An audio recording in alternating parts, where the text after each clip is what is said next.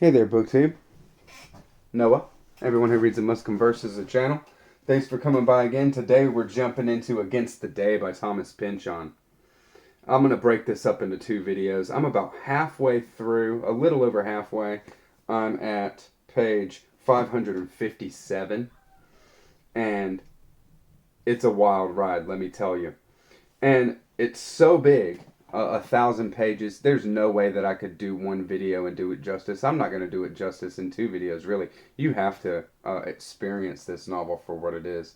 But I definitely wanted to do a kind of initial thoughts and give y'all an idea of what this book is. If you're thinking about Thomas Pynchon at all, or wondering what to go for, because I had never read Against the Day. Obviously, this is my first reading, and it is one of the most accessible, if not the most accessible, Pynchons that I've ever read. And I mean that in a way of you can just read it. It is, it is pretty straightforward narrative. The whole time is just straightforward narrative, and it is crazy. There is not a Thomas Pynchon novel that isn't off the rails crazy.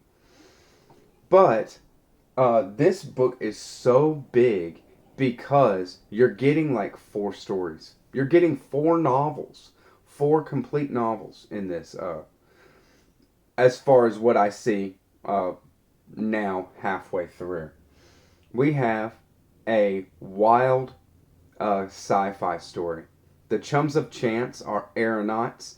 It's kind of steampunk, their story, but it's kind of a steampunk Hardy Boys in in an airship. They're adventurers. They're pure-hearted adventurers, and they're all very, very capable. They're very, very resourceful, and within their story, they're very silly. They're all like, pubescent kid boys. But there is sections where the Chums of Chance are acknowledged and talked about, that is not within their part of this story. And from an outside point of view, you see that the Chums of Chance are like elites. They are professors, doctors, scientists of the highest caliber, and their airship is technology of the highest caliber. It is a gigantic, uh, you know, aircraft carrier size, um, Zeppelin type ship. It is awesome, and the kind of technology that they have on board is completely awesome. They can go anywhere. um, Thomas Pynchon develops his own science and his own physics for this world. It is an alternative history. This is set in the years leading up to World War One, and it is our world, but it isn't an alternative version of our world. So there you go.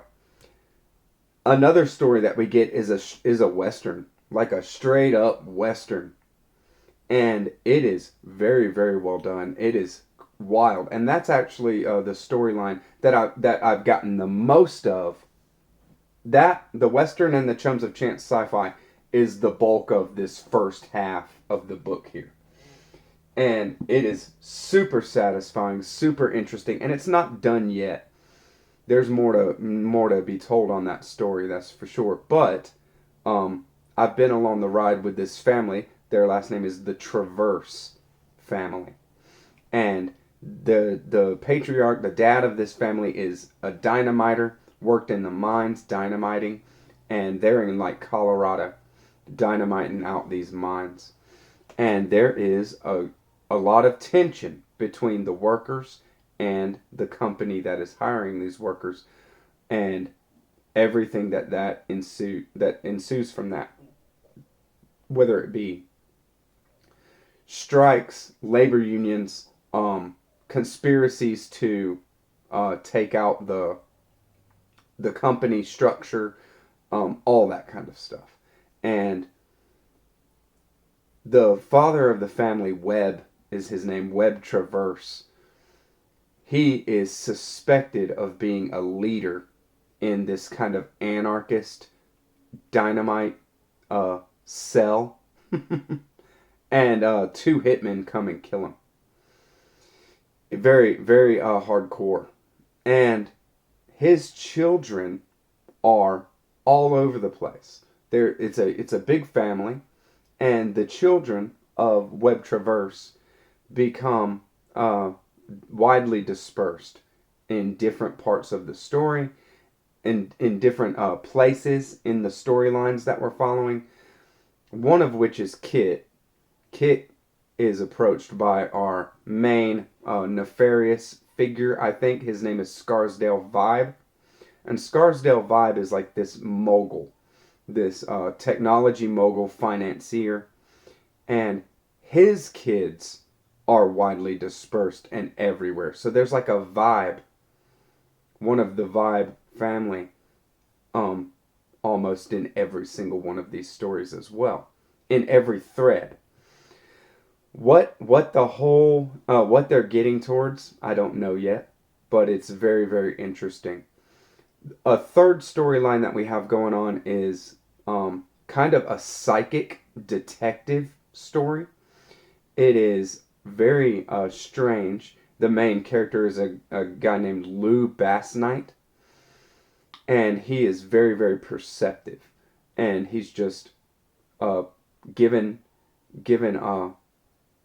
missions, and he goes and he does his thing. Have to do some investigation, but also have to do reporting to the power structure that he works for. Right. Well, he gets and these people. This happens throughout the book a few times with different characters, that they just end up hanging out with somebody, and the somebody that they're hanging out with, or the group that they're hanging out with, they should not be hanging out with, and instantly they are put in that camp. Anarchists,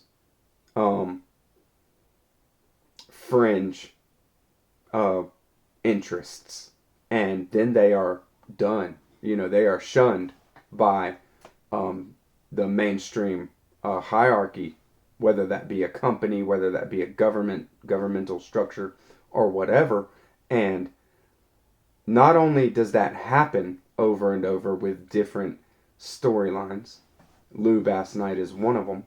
So now he's kind of working for himself and on his own kind of path.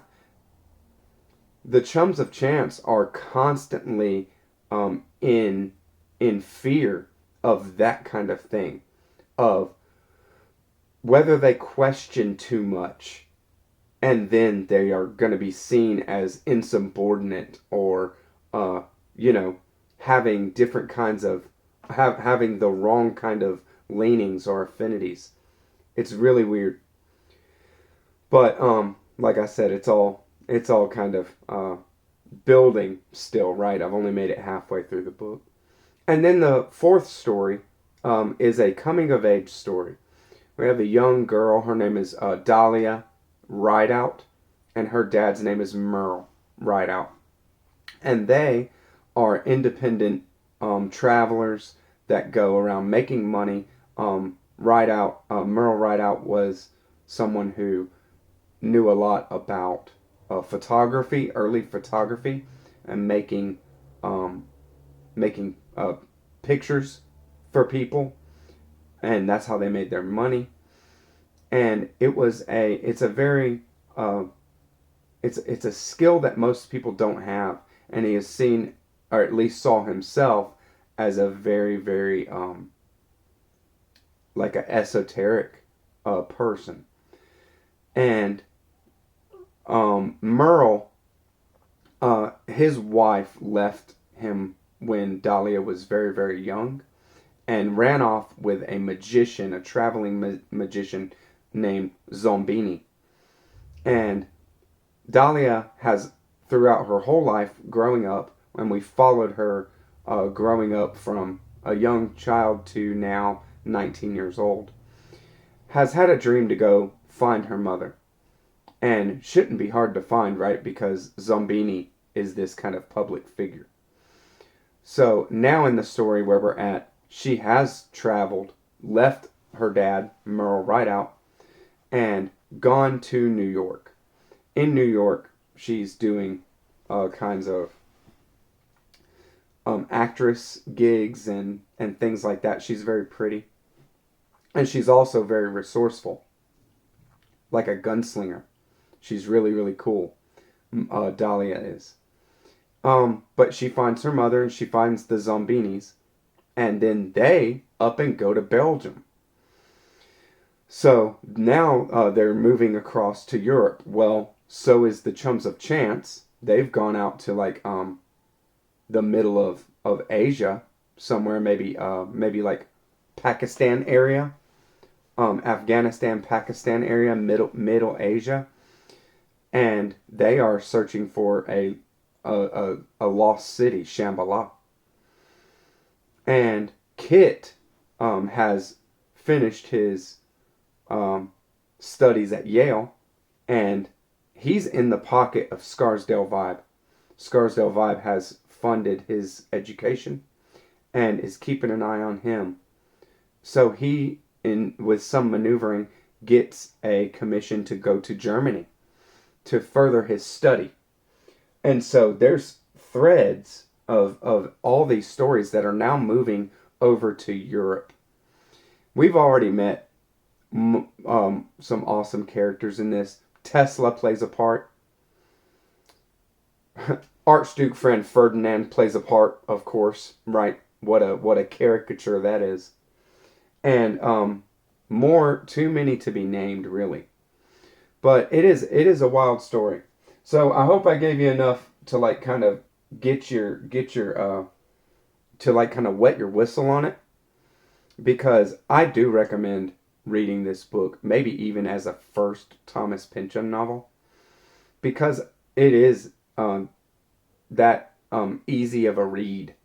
Not that any Thomas Pynchon is quote unquote easy, but it has been the most free reading. I can just go at it and read straight through, and accessible of any Thomas Pynchon that I've read. Even more accessible. It's more accessible than Bleeding Edge for sure. I think it's more accessible than Inherent Vice. And Vineland, I read even longer ago than those two. But I loved Vineland, and I thought it was pretty straightforward as far as reading. But I'm super surprised at how awesome this flows, how awesome the flow is on this book. And I'll be back with another video to actually wrap it up and give my thoughts, guys. Thank you, BookTube. Let me know any thoughts that I've inspired or anything like that. Bye-bye.